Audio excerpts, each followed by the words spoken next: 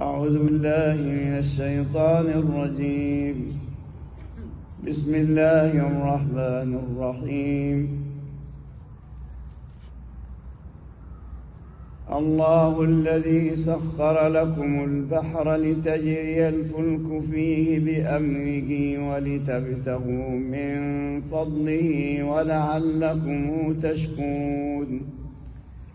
وسخر لكم ما في السماوات وما في الأرض جميعا منه إن في ذلك لآيات لقوم يتفكرون.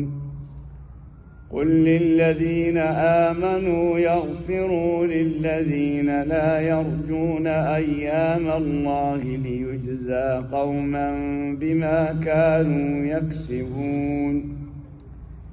من عمل صالحا فلنفسه ومن أساء فعليها ثم إلى ربكم ترجعون.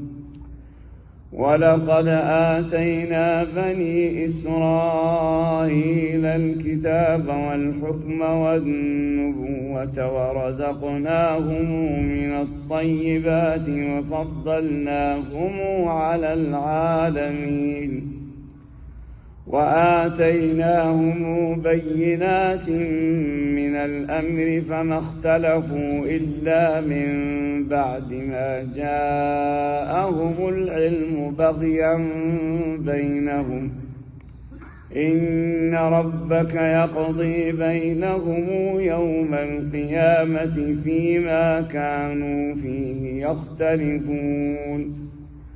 ثم جعلناك على شريعة